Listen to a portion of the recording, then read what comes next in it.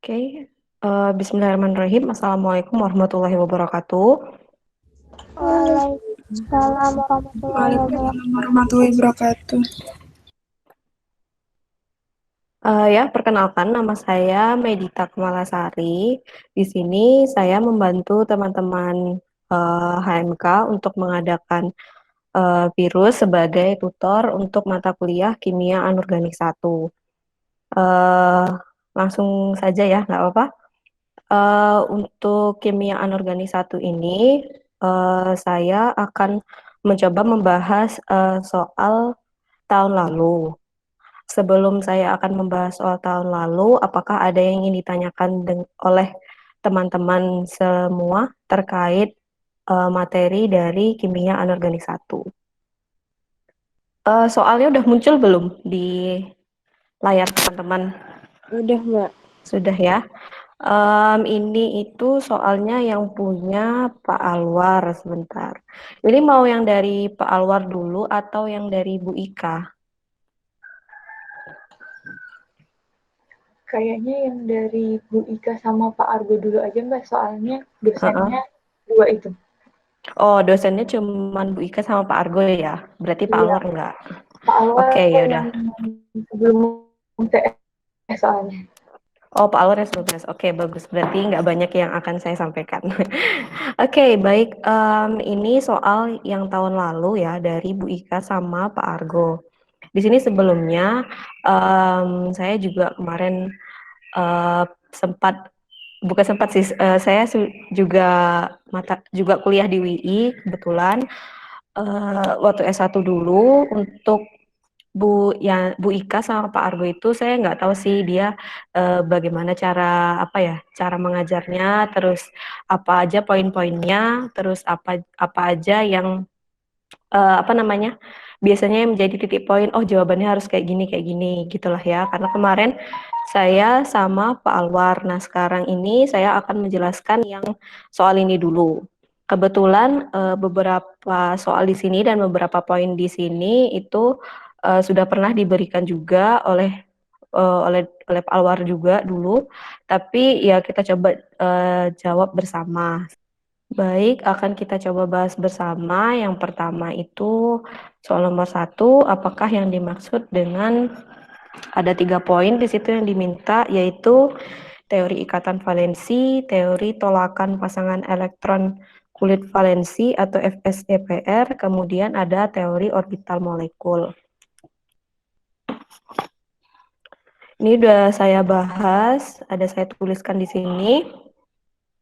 Jadi untuk soal nomor 1, yang A, apa yang dimaksud dengan teori ikatan valensi? Teori ikatan valensi itu adalah teori yang menjelaskan suatu ikatan antara dua atom yang terbentuk bila sepasang elektron dengan spin yang berpasangan dibagi oleh dua orbital atom yang saling overlapping. Overlapping antara satu orbital dari setiap atom akan bergabung membentuk dalam sebuah ikatan. Sebelumnya ada yang ingin saya tanyakan, apakah di sini sudah ada yang tahu apa itu arti dari orbital atom?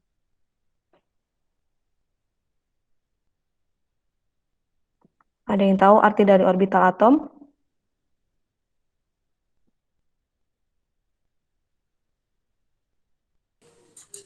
Lintasan bukan, Mbak? Lintasan apa? Keboleh jadian terdapatnya elektron. Oke, baik. Yang benar itu adalah jadi orbital atom itu merupakan suatu ruang kebolehjadian di mana dia itu ditemukannya suatu elektron pada suatu atom. Kalau untuk bentuk-bentuk orbital sudah tahu? Yang SPDF ya, Mbak? Ya, benar. Jadi orbital atom itu, jika saya contohkan, kelihatan kan ya gambarnya? Kelihatan. Oke. Kelihatan, Mbak. Jadi orbital atom itu ada sebenarnya banyak, bukan hanya SPDF, tapi umumnya itu yang digunakan adalah SPDF karena subkulit yang paling sering ditemukan itu adalah subkulit F pada sistem periodik unsur. Jadi ini ada orbital S, orbital P, orbital D, dan orbital F. Jadi kalau untuk orbital S itu hanya ada satu bentuk, orbital P itu ada 3 bentuk mengikuti dari garis koordinat. Jadi ini ada PX, P1 ini disebut dengan PX. Kenapa disebut dengan PX? Karena dia berada di garis koordinat X. Kemudian ini ada orbital PZ dan ini ada orbital PY. Begitu seterusnya untuk orbital D dan juga F. Namun untuk saya lihat pada materi kimia anorganik 1 ini dia hanya membahas di seputar orbital S dan juga orbital P. Baik, kita masuk. Jadi intinya teori ikatan valensi ini teman-teman cukup ingat kata kuncinya bahwa jika kita ingin melihat sebuah molekul, molekul itu kan terdiri dari 2 atom ataupun lebih. Intinya, 2 atom dengan 2 orbital atom itu akan saling overlapping. Maksudnya overlapping itu adalah saling tumpang tindih sehingga akan terbentuk suatu ikatan. Contohnya di sini saya menggunakan 2 contoh. Yang pertama pembentukan gas hidrogen yang kita ketahui dia memiliki ikatan kovalen. Pembentukannya yang pertama ada 2 atom hidrogen dengan orbital S. Balik lagi. Jadi kalau kita lihat konfigurasi elektronnya itu dia orbitalnya kita ketahui 1 ya, S. Nah ini berarti ada 2 atom H dengan 2 orbital S. Saat dia akan berikatan, dia akan membentuk overlapping pada orbital. Jadi orbital 1 atom H dengan 1 atom H lain itu mengalami overlapping, bertumpuk, sehingga dia akan terbentuk yang namanya H2. Oke. Kemudian selanjutnya itu pembentukan asam fluorida. Kita ketahui juga dia berikatan kovalen. Kalau kita lihat konfigurasi elektron dari atom H dan atom F sebagai berikut. Nah, di sini terlihat bahwa pada atom F itu konfigurasi elektronnya untuk elektron valensi 2 ini, itu dia berada di orbital S dan orbital P. Elektron valensinya ini, tetapi lokasi ataupun orbital yang digunakan untuk berikatan itu adalah orbital P. Nah, kita ketahui tadi bahwa orbital P itu bentuknya seperti dua bola yang terpilin atau bola terpilin. Seperti ini bentuk orbitalnya. Maka overlappingnya itu adalah salah satu sisi dari bola terpilin itu akan bertumpuk dengan orbital S dari atom H. Seperti ini. Nah, ini dari 2 contoh inilah yang disebut dengan teori ikatan valensi. Jadi intinya teori ikatan valensi ini berkaitan dengan elektron valensi dari suatu atom. Kemudian elektron valensi itu akan menunjukkan orbital atom. Pada saat berikatan, orbital atom itu akan membentuk overlapping. Untuk teori ikatan valensi ini itu hanya berlaku bila tidak ada pasangan elektron bebas.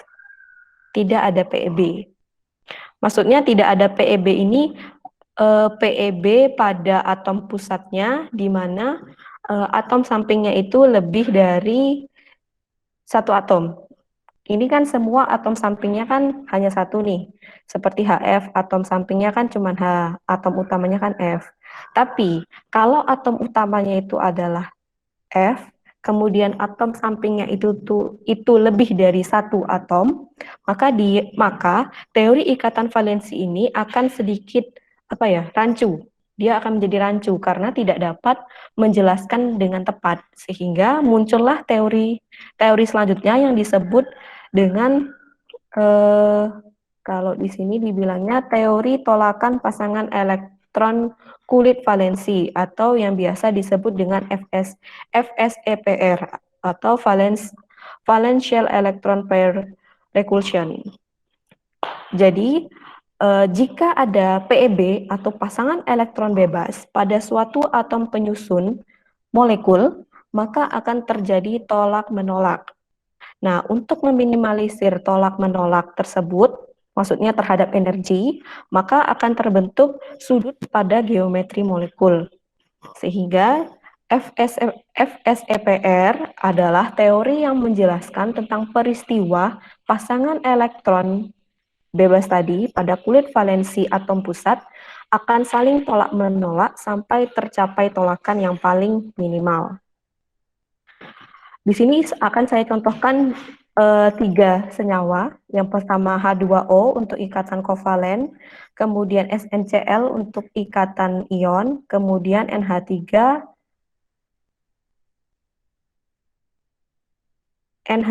untuk ikatan kovalen juga. Nah, di sini untuk yang H2O, dia kan atom pusatnya itu adalah O, ya kan? Dengan konfigurasi elektron sebagai berikut. Dia memerlukan 2 elektron untuk membentuk suatu molekul. Ya, ada 2 atom hidrogen untuk membentuk suatu molekul H2O. Jika kita lihat penggambaran sesuai dengan yang saya gambarkan tadi di teori ikatan valensi yang mengikuti juga teori Lewis, itu gambarnya akan seperti ini. Tapi ini salah. Geometrinya salah kalau yang seperti ini. Kenapa? Karena O itu kan punya 2 pasang elektron bebas. 2 pasang elektron bebas. Nah, 2 pasang elektron bebas ini dia akan memberikan tolakan. Dia akan memberikan tolakan pada hidrogen ini. Sehingga yang benar itu adalah seperti ini. Karena 2 pasang elektron bebas ini akan memberikan tolakan pada 2 atom H yang berikatan pada O, sehingga struktur ataupun geometri yang tepat pada H2O adalah bentuk V, seperti yang saya gambarkan ini. Nah, kenapa dia bisa bengkok, atom H itu bisa bengkok begitu, itu karena adanya energi tolakan dari pasangan elektron bebas ini. Gitu. Selanjutnya untuk SNCl itu kalau kita gambarkan sesuai dengan teori Lewis kan seperti ini. Namun nyatanya Sn itu juga punya elektron bebas di tengah. Nah, karena Sn itu merupakan merupakan senyawa logam kalau tidak salah ya, benar nggak? Nah, dia itu tuh pokoknya dia punya pasangan elektron bebas yang karena nomor atomnya itu besar, berarti kulitnya itu banyak, dia akan memberikan tolakan pada si Cl. Sehingga si Cl-nya itu juga akan miring, sehingga bentuknya sama seperti H2O, yaitu bentuk V. Kemudian, selanjutnya adalah NH3, seperti gambar. NH3 kalau digambarkan secara struktur Lewis seperti ini, tapi nyatanya yang benar adalah seperti ini, karena dia punya pasangan elektron bebas di N, sehingga terjadi hibridisasi pada orbital P. Oh ya, sebelumnya balik lagi ke H2O, saya lupa untuk menjelaskan apa yang dimaksud dengan hibridisasi. Oke, kalau boleh saya pakai yang ini saja untuk menjelaskan hibridisasi, tapi dia nyambung kok, tenang aja. Oke, hibridisasi. Hibridisasi itu apa sebelumnya? Hibridisasi itu adalah ini. Jadi ada yang namanya orbital S dan orbital P pada kulit yang sama. Ya, 2S dan 2P itu kan posisi kulitnya sama. Posisi subkulitnya itu sama. Tetapi saat mengalami hibridisasi, energi keduanya itu dianggap sama. Seharusnya kan kalau orbital P seperti ini, kalau penyusunan ya seharusnya berdasarkan diagram energi, orbital P itu, 2P itu di atas dari 2S. Namun saat mengalami hibridisasi, kedua orbital ini energinya sama. Nah, sehingga dia seolah-olah sejajar ini. Nah, seperti itu.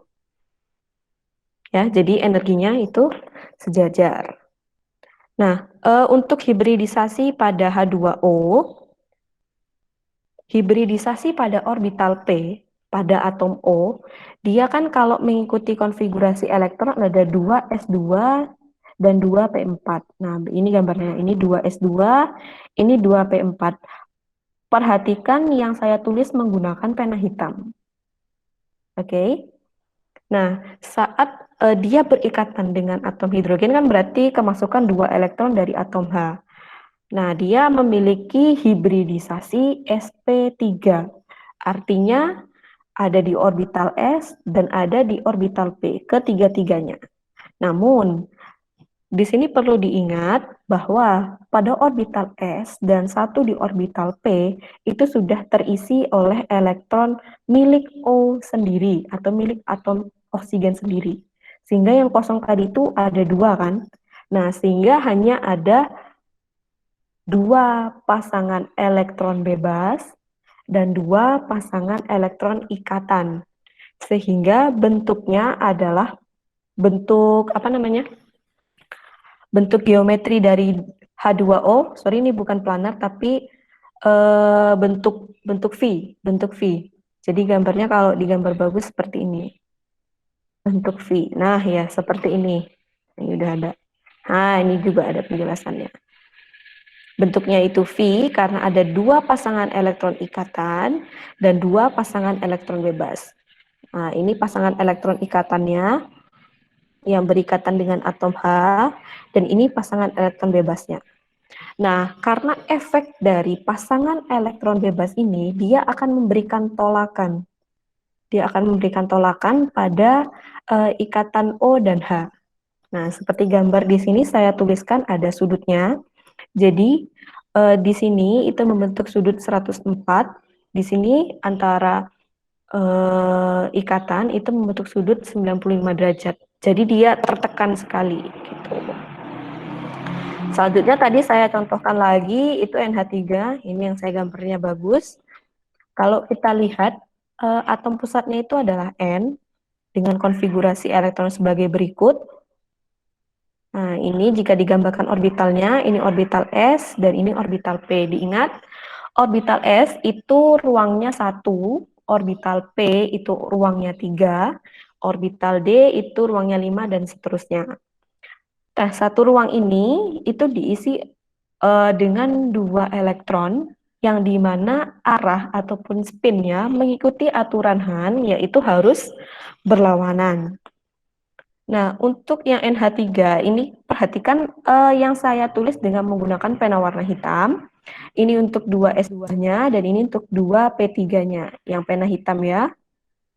Nah, kemudian karena dia memiliki 3 ruangan yang kosong diisi oleh elektron dari atom H yang saya tulis menggunakan pena hijau, sehingga terbentuklah hibridisasinya sama, yaitu sp3, di mana pada sp3 ini bentuk geometrinya adalah trigonal planar. Trigonal planar ini jika kita susuri, dia memiliki satu pasangan elektron bebas milik N sendiri ini. Kemudian dia memiliki 3 pasangan elektron ikatan ini. Nah, sehingga gambarnya seperti ini. Jadi teman-teman gambar dulu tetrahedralnya, kemudian di sini diisi dengan huruf N, dan seterusnya, seperti itu. Nah, efek dari elektron bebas ini, dia akan memberikan tolakan pada ketiga ikatan NH ini. Sehingga setiap antar ikatan ini, dia akan memiliki jarak sebesar 120 derajat. Begitu. Jadi itu intinya terkait FSEPR. Jadi menjelaskan bahwa saat ada pasangan elektron bebas pada kulit valensi dari atom pusat, itu akan membentuk gaya tolak-menolak pada molekul sehingga akan membentuk geometri yang unik. Nanti teman-teman bisa baca lagi terkait bentuk geometri itu apa saja, ada linier, trigonal planar, kemudian tetrahedral, trigonal bipiramida, dan seterusnya. Untuk menambah nilai, di situ juga diinginkan untuk menjelaskan kelebihan dan juga kekurangan ataupun kelemahan. Nah, untuk kelebihan dari teori ikatan valensi ini, yang pertama, itu teori ikatan valensi ini berlaku dengan baik untuk menjelaskan molekul yang bersifatnya diatomik. Molekul yang bersifatnya diatomik itu apa aja contohnya tadi? Ada H2,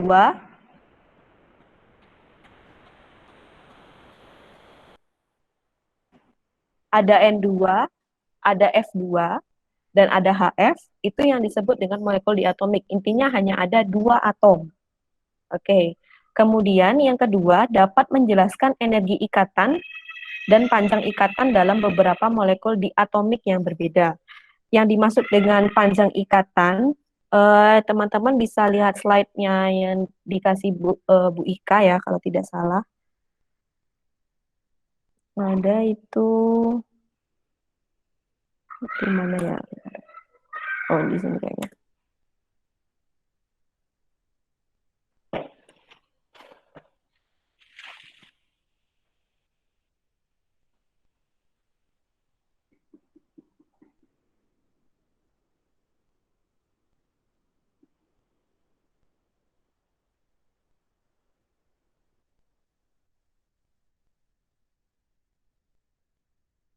Ya, di sini udah dijelaskan banyak sih sebetulnya, jadi teman-teman bisa baca saja sebenarnya.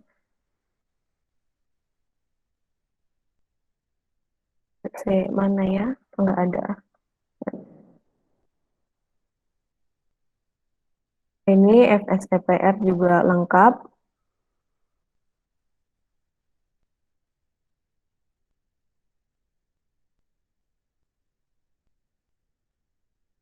Enggak ada ya? Enggak ada berarti. Ya udah nanti saya carikan. Pokoknya terkait energi ikatan dan panjang ikatan pada molekul diatomik itu sebenarnya adalah peristiwa overlappingnya itu sendiri. Peristiwa overlapping antara ini HF ataupun H2O. Pokoknya jarak atom H dan atom F itu kalau jaraknya berjauhan, itu ikatannya tidak terbentuk dengan baik. Tapi kalau jarak atom H dan juga atom F, orbital maksud saya, orbitalnya itu berdekatan, ataupun orbitalnya itu dekat, jarak antar atomnya itu dekat, maka ikatannya itu akan kuat, karena energinya lebih besar. Karena energi untuk berikatannya lebih besar, sorry. Nah, itu maksud saya. Kemudian yang ketiga, dapat menjelaskan perubahan energi potensial ketika jarak antar atom yang bereaksi itu berubah. Ya jelas, karena kalau dia berubah jaraknya, maka kan energinya akan semakin menurun sehingga tidak terbentuk ikatan. Tetapi kelemahan dari teori ikatan valensi ini, dia tidak dapat menjelaskan kestabilan senyawa kompleks, ya jelas. Karena dia hanya mampu menjelaskan untuk molekul-molekul diatomik dan juga yang berikatan kovalen, ingat. Kemudian yang kedua, dia tidak dapat menjelaskan sifat kemagnetan bahan. Kenapa tidak bisa dijelaskan? Karena teori ikatan valensi itu hanya membahas tentang bagaimana elektron pada orbital itu terbentuk. Dia tidak menjelaskan apakah elektron itu terbentuk ada berapa pasang, maksud saya ada apakah di orbital itu masih ada yang kosong apa tidak, itu dia tidak bisa menjelaskan. Selanjutnya, dia tidak dapat menjelaskan warna pada senyawa kompleks. Ya jelas, ini kan hanya berlaku untuk senyawa-senyawa diatomik. Senyawa-senyawa diatomik itu umumnya senyawa-senyawa yang colorless. Jadi dia tidak berwarna, cenderung bening. Nah, sedangkan untuk teori FSEPR itu kelebihannya dia dapat menunjukkan geometri molekul. Jadi teori FSEPR ini sebenarnya adalah bagian dari teori ikatan valensi atau penyempurna ikatan valensi, tetapi FSEPR ini hanya menyempurnakan di bagian kalau ikatan valensi itu hanya molekul diatomik, FSEPR itu bisa menjelaskan poliatomik dan juga dapat menunjukkan geometri molekul. Namun untuk kelemahannya sendiri, walaupun dia poliatomik, dapat membahas poliatomik, tetapi dia tidak dapat menjelaskan geometri untuk senyawa kompleks. Teman-teman nanti akan mempelajari senyawa kompleks di semester selanjutnya, tapi untuk pengenalan terlebih dahulu, bahwa kedua teori ini tidak dapat digunakan untuk menjelaskan senyawa kompleks. Gitu. Intinya tidak dapat menjelaskan geometri untuk senyawa kompleks, dan tambahan untuk kelebihan teori FSEPR ini, selain dapat menunjukkan geometri molekul, juga dapat digunakan untuk menentukan geometri pada molekul poliatomik dan berlaku untuk molekul poliatomik. Oke, sampai dua teori ini ada yang ingin ditanyakan? Belum ya? Oke, selanjutnya yaitu adalah teori orbital molekul. Sebenarnya teori orbital molekul ini adalah penyempurnaan dari teori ikatan valensi. Kalau ikatan valensi tadi kita hanya membahas tentang orbital atom. Tapi kalau sekarang kita membahas tentang orbital molekul. Sebelumnya orbital molekul itu artinya sebenarnya sama dengan orbital atom, tapi dia lingkupnya lebih besar pada molekul. Jadi sama, ruang kebolehjadian ditemukannya elektron pada atom untuk membentuk suatu ikatan. Nah, kalau kita membahas tentang orbital molekul, tadi beda ya, kita orbital atom, sekarang kita orbital molekul, teman-teman harus tahu dulu yang disebut dengan diagram energi. Dan saya harap teman-teman juga sudah tahu tingkatan energi pada subkulit atom. Kayak tadi SPDF, teman-teman harus tahu dulu tingkatannya itu mana yang lebih tinggi, apakah P, apakah S, apakah D. Oke, sebelumnya saya ingin bertanya dulu untuk teman-teman, dalam penyusunan diagram energi, orbital S itu berada di mana? Di atas atau di bawah? Silahkan dijawab.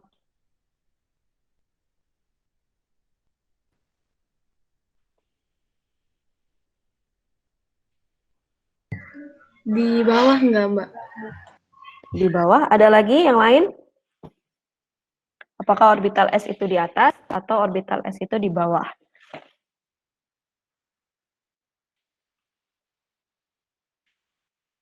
Tidak ada? Oke, ya benar, orbital S itu berada di paling bawah. Ya. Nah, sekarang pertanyaan saya, untuk orbital 1S itu posisinya dibandingkan dengan 2S, mana yang lebih tinggi? Apakah 1S atau 2S? 2S. Oke, benar, 2S ya. Jadi untuk penyusunannya itu seperti yang saya gambarkan tadi. Jadi orbital S itu pasti di bawah, 1S itu di bawah, kemudian naik sedikit itu 2S, naik sedikit lagi 2P. Ini saya untuk pengertiannya dulu, untuk teori orbital molekul itu, teori orbital molekul itu menggambarkan terkait ikatan kovalen maupun ikatan ionik atau elektrostatik melalui istilah orbital molekul yang dihasilkan dari interaksi orbital-orbital atom dari atom-atom yang berikatan dan yang terikat dengan molekul secara keseluruhan. Nanti di sini menggambarkan ikatan saja ya, kovalennya tidak usah digunakan. Jadi menggambarkan ikatan melalui istilah orbital molekul. Nah, di sini saya beri contoh, itu H2 dan O2. Nah, ini untuk H2, jadi teman-teman harus terbiasa juga untuk membuat konfigurasi elektron. Ini ya, konfigurasi elektronnya. Nah, karena dia hanya memiliki satu subkulit yaitu orbital S, maka digambarkan seperti ini, dan posisinya itu sejajar antara satu S atom H dengan atom H yang lain. Nah, inilah lingkup inilah yang disebut dengan orbital molekul. Jadi, dia ada yang disebut dengan orbital bonding dan juga antibonding. Apa bedanya? Orbital antibonding ini itu memiliki energi yang paling rendah. Namun, kestabilannya itu besar, sehingga akan terbentuk ikatan itu di orbital bonding. Sedangkan orbital antibonding itu memiliki energi yang lebih tinggi, namun kestabilannya rendah, Sehingga elektron dari dua atom itu tidak akan mengisi di orbital antibonding. Kalaupun dia mengisi, dia tidak akan terbentuk ikatan karena kestabilannya rendah. Sedangkan kalau dia terbentuk di orbital bonding, dia akan terbentuk sebuah ikatan karena kestabilannya itu besar. Untuk menuliskan konfigurasi molekul itu seperti ini ya. Jadi ada orbital. Jadi ini namanya orbital sigma 1s dalam kurung 2. Artinya dia berada di orbital bonding atau orbital sigma pada subkulit 1s dengan jumlah elektron yang berikatan itu ada 2. Seperti ini. Oke. Nanti urutannya ini tidak hanya orbital orbital sigma, tapi ada juga orbital pi. Lanjut.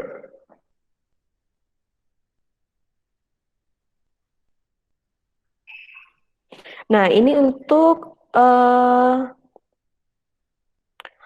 molekul O2. Oksigen itu memiliki nomor atom 8, maka konfigurasi atomnya seperti ini. Nah, di sini teman-teman bisa menggambarkan mulai dari orbital 1s. Kalau saya ini menuliskan dari orbital 2s karena posisinya 1s dan 2s ini bentuknya sama, jadi boleh ditulis mulai dari 2s saja. Mengikuti konfigurasi elektron, ya, saya tuliskan dari 2s di sini. Ini posisi 2s. Ini posisi atom O1, ini atom O2. Ya, dituliskan seperti ini. Dia akan membentuk orbital bonding dan anti-bonding. Ingat, anti-bonding dia tidak berikatan, yang ini berikatan. Kemudian selanjutnya untuk orbital P, ini orbital P. Orbital P itu kan kalau kita kotakkan tadi ada 3, tetap ini juga kita tulis 3. 3 itu ada PX, PY, PZ. PZ, PY, PX sama aja. Kemudian untuk mengisinya itu energi terendah dulu, sigma, baru pi. Jadi diisi dulu di sigma, isi. Ingat setiap satu kotak ini harus terisi satu elektron, baru terisi lagi dengan arah yang berlawanan. Gitu. Jadi sigma terisi, pi juga terisi. Untuk yang pi star dia terisi oleh satu elektron, jadi ada 2 elektron yang tak berpasangan. Nah, disinilah kelebihan dari teori orbital molekul yang menyempurnakan dari teori ikatan valensi, karena dia dapat mengetahui bahwa pada orbital untuk berikatan itu masih terdapat 2 elektron yang tidak berpasangan. Saat ada 2 ataupun lebih elektron yang tak berpasangan, maka sifat dari bahan tersebut adalah paramagnetik. Ini untuk konfigurasi molekul, dituliskan sigma 2s2, jumlah elektronnya 2, sigma star 2s2, sigma 2p2, pi 2p4, itu ini, dan pi star 2p2 itu yang ini. Gitu. Coba saya carikan contoh lain untuk menambah wawasan ya. Oke, nah ini yang tadi. Ini udah ya. Ini yang belum. Adanya yang disebut dengan derajat ikatan kestabilan ikatan ya. Pokoknya disebutkan dengan DI. Jadi DI itu adalah jumlah elektron pada orbital bonding dikurangi dengan jumlah elektron pada ikatan antibonding. Jadi kalau ini kita jumlahkan, yang bonding itu ada 1, 2, 3, 4, 5, 6, 7, 8. Yang antibonding ada 1, 2, 3, 4. Berarti 8 dikurangi 4 dibagi 2. Karena rumusnya ini, tadi 8 dikurangi 4 dibagi 2, berarti 2 ya.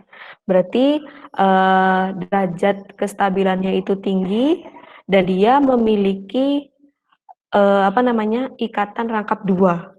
gitu. Jadi dari DI itu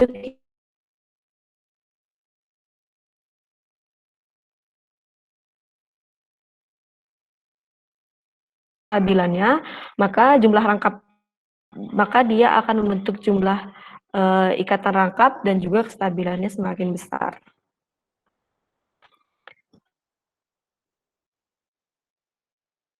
Nah, ini sedikit sekilas untuk HCl. Kenapa saya menjelaskan juga untuk HCl?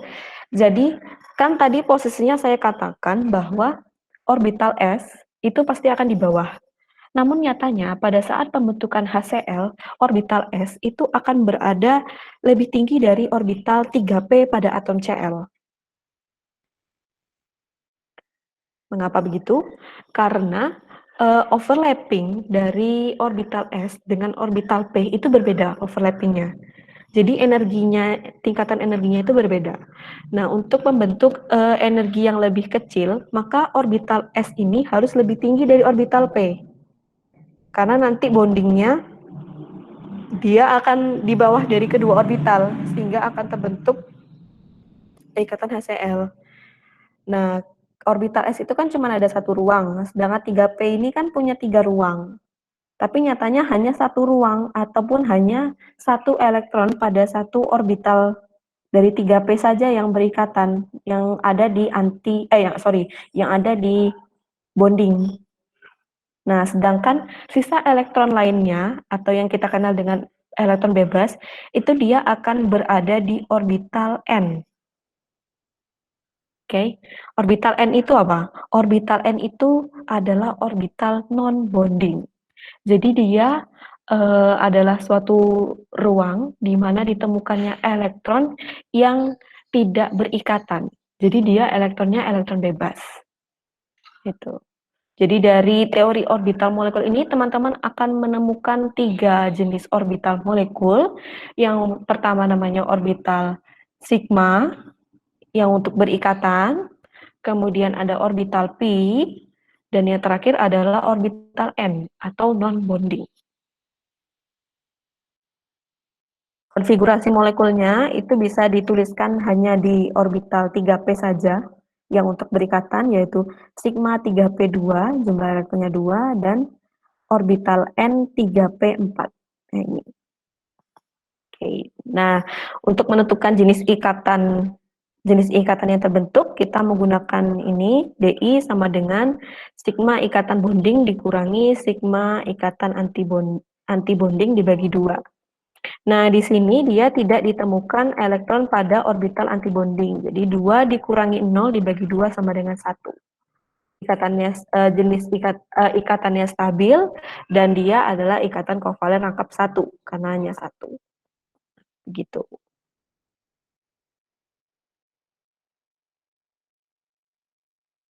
Oke, ini tidak saya bahas detail yang untuk F2, tapi saya ingin menunjukkan ke teman-teman bahwa bedanya dengan yang O. Yang O itu dia hanya ada sigma dan pi, sedangkan untuk yang F itu sigma dan m. Mengapa berbeda? Karena untuk yang sigma, untuk yang O2, itu dia hanya sama-sama untuk dirinya sendiri, namun orbital pi ini nantinya bisa digunakan untuk berikatan dengan atom lain gitu. Atau lebih detailnya sebenarnya ini karena dia itu tuh non bonding, sedangkan yang ini tuh dia berada di orbital sigma tapi dia masih bisa untuk berikatan dengan atom lain kayak gitu. Kemudian untuk kelebihan dan kelemahannya untuk teori orbital molekul ini, walaupun dia sudah menyempurnakan dari teori ikatan valensi, tetapi tetap saja dia belum bisa menjelaskan mengapa saat terjadinya peningkatan energi orbital pada orbital D ataupun senyawa kompleks, saat ligannya itu diganti, maka energinya itu tuh akan berubah. Jadi posisi-posisinya itu akan berubah. Nah, itu teori orbital molekul itu tidak dapat menjelaskan. Nanti akan disempurnakan dengan teori dari medan ligan.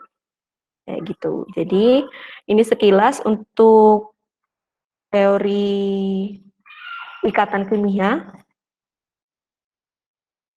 Ada yang ingin ditanyakan dulu atau lanjut?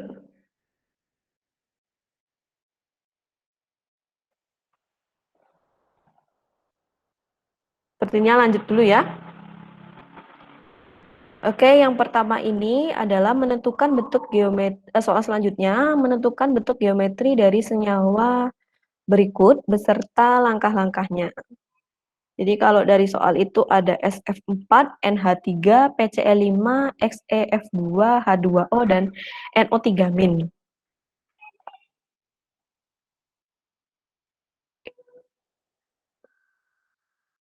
Ini untuk yang SF4 ya. Yang pertama teman-teman harus menentukan dulu atom pusatnya yaitu S. Kemudian atom sampingnya itu adalah F. Jadi teman-teman buat dulu konfigurasi elektronnya. Nah, ini keadaan dasar untuk atom S. Ada 3s2, 3p4.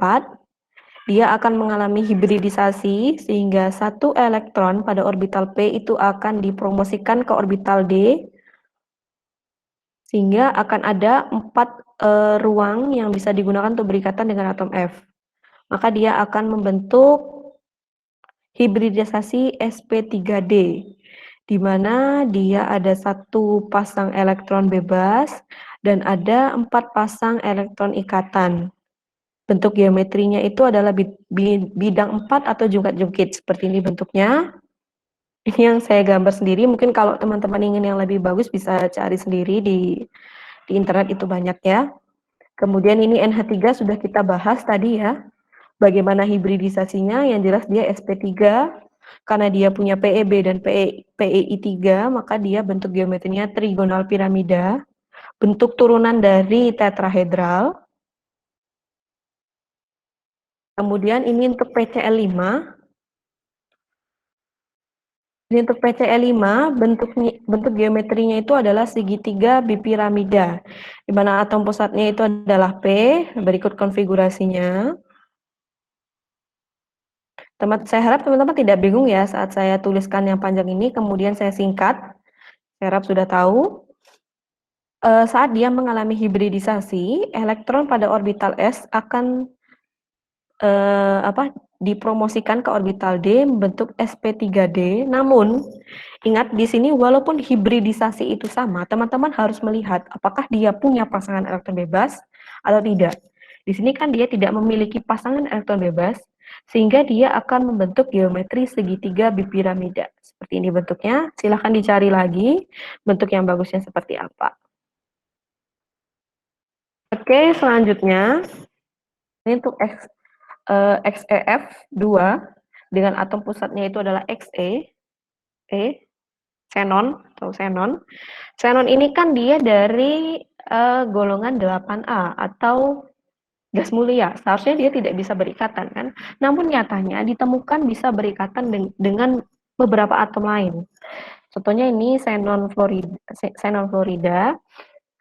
Mengapa dia bisa berikatan? Karena ini pada saat keadaan dasar orbitalnya 5s2 dan 5p6, satu elektron pada orbital P itu dipromosikan ke orbital D, 5D. Nah, sehingga akan ada 2 ruang yang bisa digunakan untuk berikatan dengan F, maka masuklah orbital F di sini. Sama, dia memiliki hibridisasi sp3d, namun dia memiliki 3 pasang elektron bebas dan 2 pasangan elektron ikatan. 2 pasangan elektron ikatan ini akan membentuk geometri linier seperti ini. Oke. Kemudian untuk H2O itu bentuknya V, tadi sudah saya jelaskan. Kemudian ada NO3- dengan atom pusatnya itu N. Ingat, dia sifatnya kan NO3-, sorry ini harusnya saya kurung, terus saya kasih min gitu. Nah, di sini dia bentuknya itu segitiga planar, dan dia tidak mengalami hibridisasi. Karena dua pasang ini itu menandakan dia ikatan koordinasi, dan dua pasangan elektron ikatan ini dia digunakan untuk ikatan rangkap dengan O. Gitu. Ya, kemudian ini buatlah orbital molekul dari lanjut soal berikutnya. Nanti tuh yang soal nomor 2 ini sebenarnya teman-teman bisa baca lagi, kemudian bisa mencocokkan di internet geometri yang benarnya seperti apa, tinggal latihan untuk menggambarnya saja. Kemudian untuk orbital molekul dari senyawa N2, sama teman-teman harus membuat dulu konfigurasi elektron, baru dibuat diagram energinya. Diagram energinya ini seperti sama tadi, cuman bedanya kalau yang oksigen tadi itu orbital sigmanya itu kan di bawah, tapi kalau N itu orbital sigmanya di atas. Ya. Kenapa? Karena untuk orbital yang pada ikatan N2 ini, posisi dari ikatan sigma itu lebih tinggi dari kestabilannya itu lebih tinggi daripada ikatan Pi. Yang disebabkan oleh ikatan rangkap 3. Kayak gitu. Bentuknya seperti ini, nanti silakan dipelajari lagi, ada 3 yang kosong, sebenarnya kuncinya di sini ya. Kuncinya itu hanya ada di orbital P. Yang jelas Pi-nya itu duluan dari si sigma. Nah, untuk konfigurasi, ini bukan konfigurasi elektron N2, tapi konfigurasi molekul N2, itu dituliskan, ini saya tuliskan dari orbital S, sigma 1s2, sigma star 1s2, sigma 2s2, sigma star 2s2, pi 2p4, dan sigma 2p2. Nah, ini untuk derajat kestabilan BI ataupun juga jenis ikatannya. Jadi jumlah elektron ikatannya itu ada 10. Kita hitung dari sini 1 2 3 4 5 6 7 8 9 10. Kemudian dikurangi dari elektron anti ikatan 1 2 3 4 4 ya, 10 dikurangi 4 dibagi 2 sama dengan 3. Berarti kestabilannya besar dan dia memiliki ikatan rangkap 3. Jadi, oh ya, saya review sedikit untuk derajat kestabilan ini atau untuk menentukan jenis ikatan ini, teman-teman harus menghitung semua elektron bonding pada setiap orbitalnya dan elektron pada antibonding pada setiap orbitalnya. Jadi walaupun misal teman-teman hanya membuat untuk orbital 2p, teman-teman harus mengingat yang orbital 2s itu ada berapa untuk menunjukkan derajat kestabilan dan juga jenis ikatannya. Kemudian soal nomor 4 ini terkait operasi simetri. Sebelumnya saya ingin bertanya dengan teman-teman, apakah yang saya sampaikan tadi itu sudah paham sebelum saya masuk ke operasi simetri?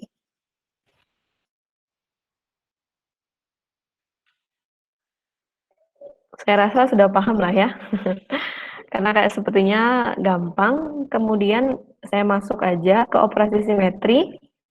Halo, operasi simetri, apakah dengan materi yang operasi simetri ini sudah paham atau belum? Karena saya akan menjelaskan dengan menggunakan peraga. Saya harap teman-teman dapat menyimak dengan baik. Halo? Ya, Mbak. Oke, operasi simetri ini itu alangkah lebih enak kalau saya menggunakan sebuah aplikasi untuk memperagakan, karena kalau hanya gambar saja dengan 2 dimensi, saya kira teman-teman tidak paham, karena saya pun juga kalau tidak menggunakan peraga juga tidak paham. Jadi intinya untuk pengertian dari operasi simetri itu merupakan suatu operasi yang digunakan pada suatu molekul sehingga molekul tersebut akan mengalami perubahan ataupun akan mengalami orientasi yang berbeda dari orientasi awalnya. Untuk operasi simetri sendiri itu memiliki 5 unsur. Yang pertama adalah unsur identitas atau E, yang artinya bahwa saat suatu molekul itu tidak kita apa-apakan saja, dia seperti itu, atau objek itu tidak berubah. Kemudian ada sumbu rotasi disimbolkan dengan Cn, itu jika molekul itu kita putar mengikuti rotasinya, maka dia itu kan akan mengalami perubahan. Nah, perputarannya itu mengikuti sudut dari molekulnya. Jadi 360 dibagi sudut itu kita dapat rotasinya. Misalkan kita punya rotasi Cn2, berarti dia diputar sebesar sudut 180 karena 160 bagi 182. Kemudian ada bidang simetri, disebutkan dengan sigma, itu adalah refleksi melalui bidang simetri atau saat kita mencerminkan. Nah, dia akan memiliki refleksinya. Kemudian ada pusat inversi, disebutkan dengan I, dan terakhir itu adalah sumbu rotasi semu. Untuk operasi simetri pada H2O, ini ada unsur identitas.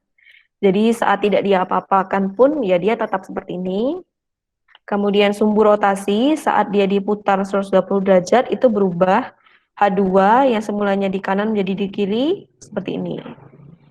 Nah, bidang simetri ini yang sedikit rancu ya, karena saat kita merefleksikan kita harus menggunakan bantuan sumbu koordinat. Ini saya beri sumbu koordinat, mungkin agak kurang jelas karena saya gambar menggunakan pensil. X, Y, Z. Pada bidang simetri XY, maka dia tidak terjadi perubahan.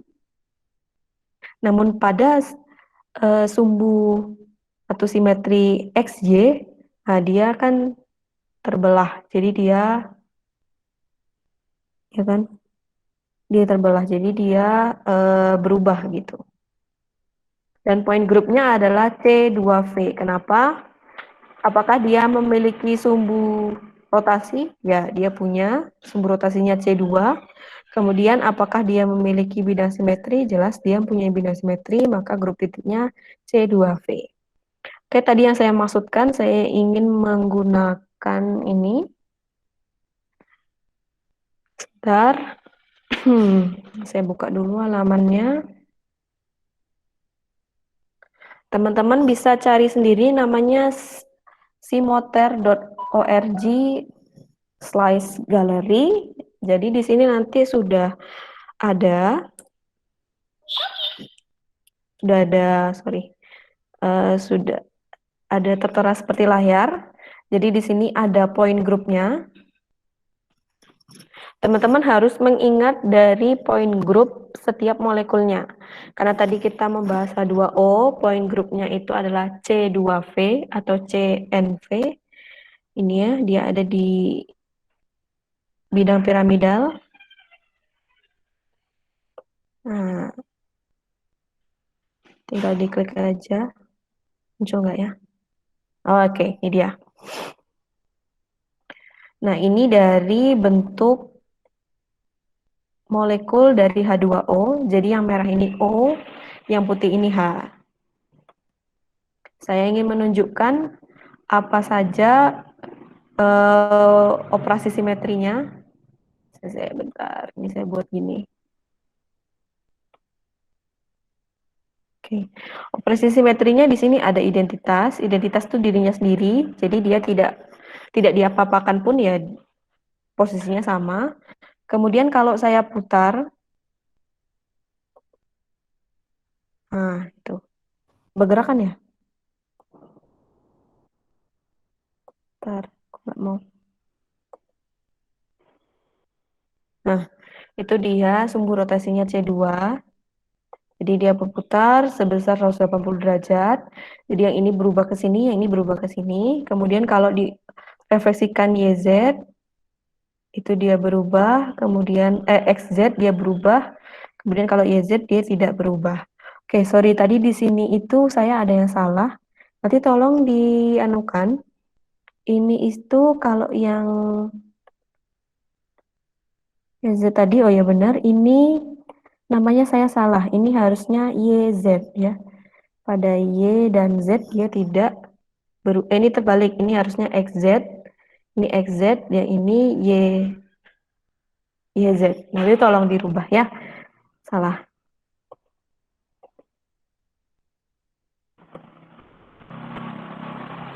Tuh, ini tadi rotasi.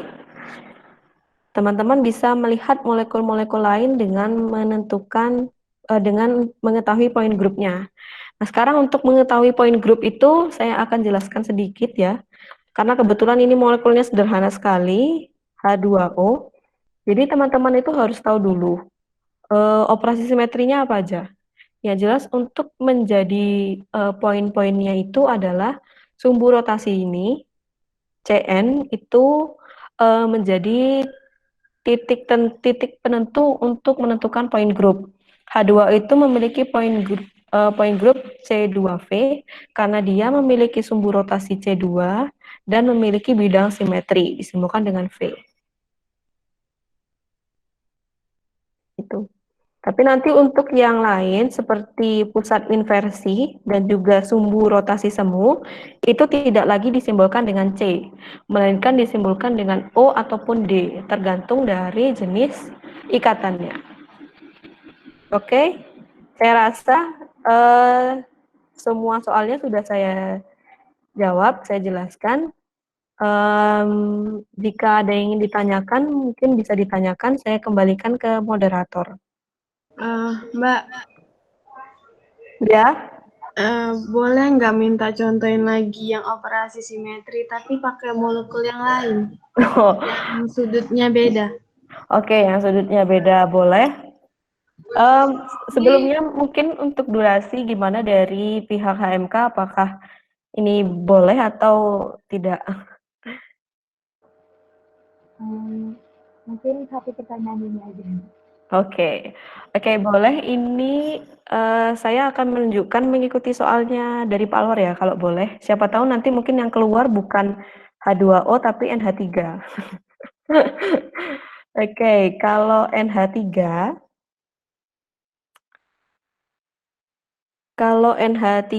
itu kan bedanya dengan H2O kan simple ya sebenarnya. Kalau H2O itu 2 ikatan, ya kan? Tapi kalau NH3 itu kan 3 ikatan. Jadi kalau 3 ikatan berarti diputarnya itu kira-kira kan 120 ya. 360 bagi 120 tuh 3 bukan? Berarti poin grupnya itu adalah C3V. Kita cari C3V ya, amonia, benar. Nah, ini dia gambar amonia. Nah, untuk operasi simetrinya itu hanya ada 3, operasi identitas, kemudian ada rotasi C3. Tahu kan tadi kenapa C3? Coba ada yang bisa mengulang nggak? Kenapa tadi C3? Karena sudut putarnya tadi 120, 360 dibagi 120, 3. Oke, ya benar. Berarti dia punya rotasi C3. Nah, ini rotasinya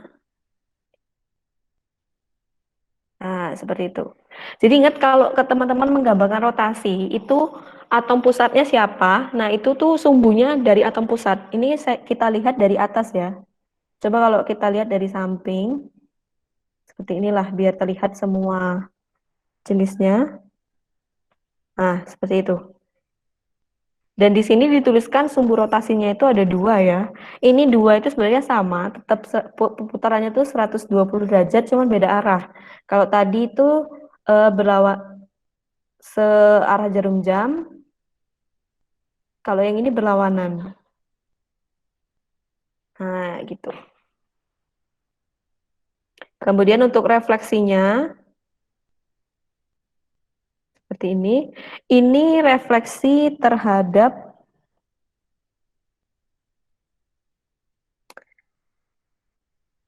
misalkan ya, ini saya kasih, susah ya menganukannya, pakai gambar. Misalkan ini dibayangkan sumbu koordinatnya ya, ini X, Y, Z, gitu aja. Maka ini adalah refleksi dari sumbu X, Z. Ini adalah refleksi sumbu dari YZ.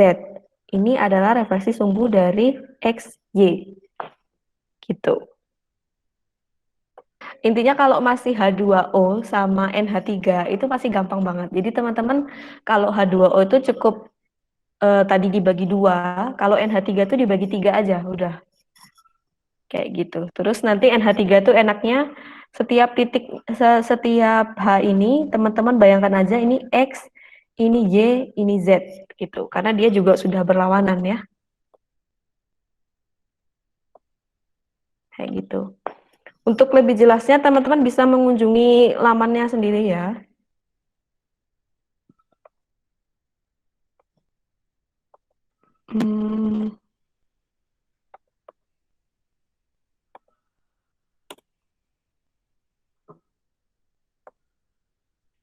Nah, itu saya kirim di chat, di kolom chat lamannya. Silahkan disimpan terlebih dahulu. Nah, gitu kira-kira untuk yang NH3. Ada lagi yang ingin ditanyakan?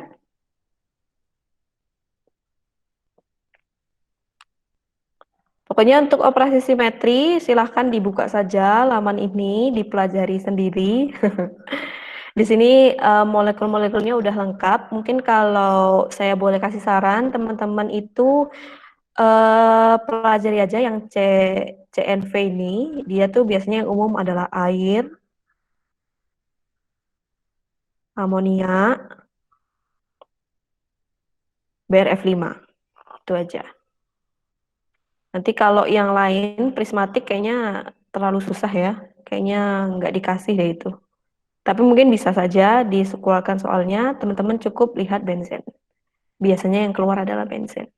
Nah, ini tadi yang saya maksudkan.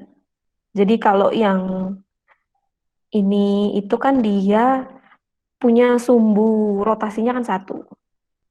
Ini kan sumbu rotasinya 1 di sini. Tapi kalau benzen itu punya sumbu rotasi lebih dari 1. Makanya dia point grupnya itu menjadi D. Kalau dia sumbu rotasi itu yang ini ya, ini ke sini, pokoknya sumbu di atom pusatnya. Itu kalau dia cuma punya 1 sumbu, itu artinya dia masih point grupnya tuh CNV. Tapi kalau dia lebih dari 1, dia biasanya udah masuk D. DNH. H ini artinya dia memiliki rotasi semu, SN, dan juga dia punya inversi. Inversi itu berada di tengah ini.